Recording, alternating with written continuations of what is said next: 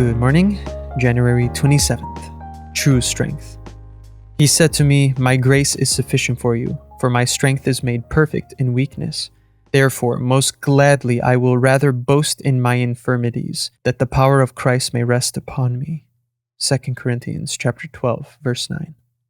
The American Heritage Dictionary defines a paradox as a statement that seems to contradict itself, but may nonetheless be true.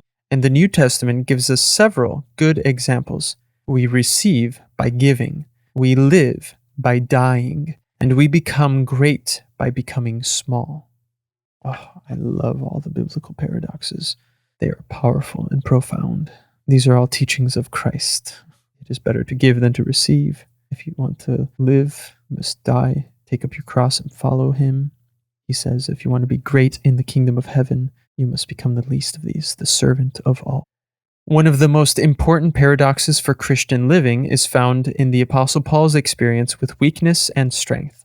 When he found himself to be weak, he asked God to remove the weakness so he could once again be strong enough to serve. But instead of removing the weakness, God gave Paul grace to experience the strength and power of Jesus Christ in his life.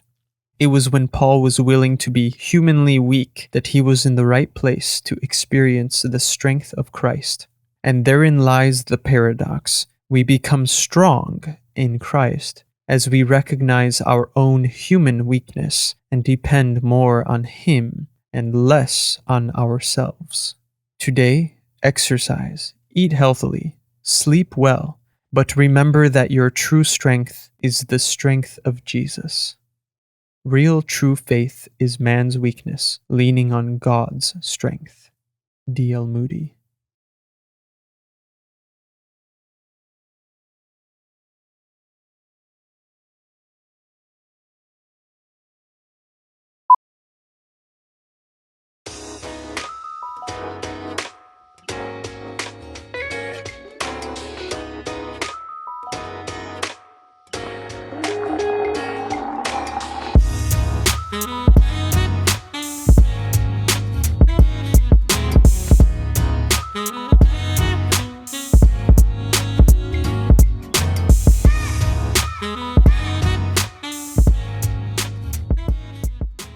Good evening.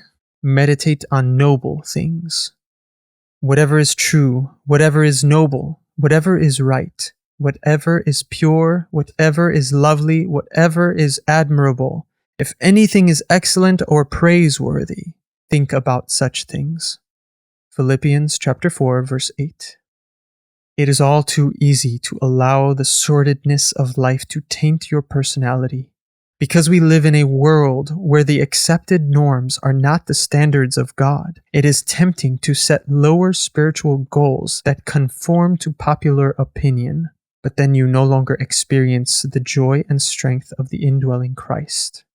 It requires spiritual sensitivity to constantly appreciate the beauty of life. Begin by looking for the beautiful and noble acts of Creator God in unexpected places, the smile of a friend, the innocence of a child, an inconspicuous act of love, the success of someone who has struggled for a long time.